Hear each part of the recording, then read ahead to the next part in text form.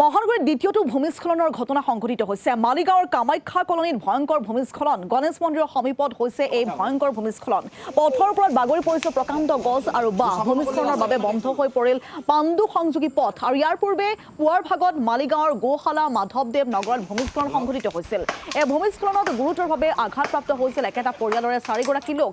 আহত হৈছিল ৰঞ্জিত দাস, পত্নী সাবিত্ৰী দাসসহ পুত্ৰ আৰু কন্যা।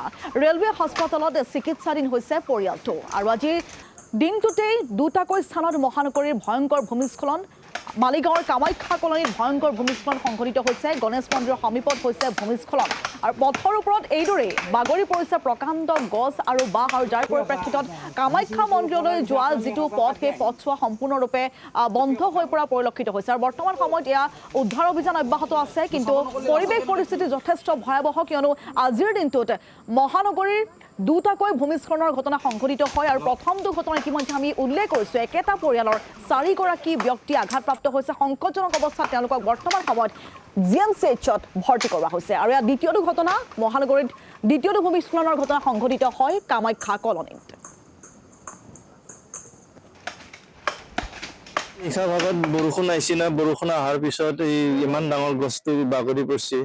একচুৱেলি এনেকা পৰিস্থিতি থাকিব নালাগিছিলে। ইয়াতে যি অসুবিধা জেগাত ঘৰ বনাই লৈছে আমিও নাজানো, একচুৱেলি বিশেষকৈ আমি নাজানো। এতিয়া ঘৰ কি হৈছে, এতিয়া কি হৈছে, এতিয়া আঘাত হৈছে, ঘৰৰ মানুহ বোলে আঘাত হৈছে। 3জন এতিয়া হস্পিটেলত থকা বুলি কৈছে।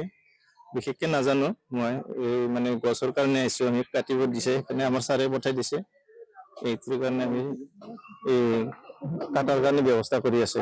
মুকলি কৰি দিব পালে ভাল হ'ব। আৰু আমাৰো 2টামান বজাত হৈছে, হোৱাৰ ফলত আমাৰ মানে বহুত অসুবিধা। আমাৰ মানে মেইন ৰাস্তা এতিয়া অফ হৈ গৈছে।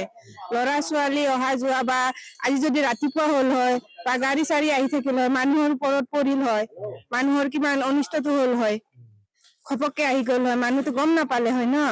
সেইকাৰণে এতিয়া তাৰমানে আমাৰ অহা যোৱা, কোনোবাই যদি বেমাৰীও যদি কাৰোবাৰ যদি অকস্মাত বেমাৰো হৈ যায়, আমি যে নিম, আমাৰ উপায় নাই।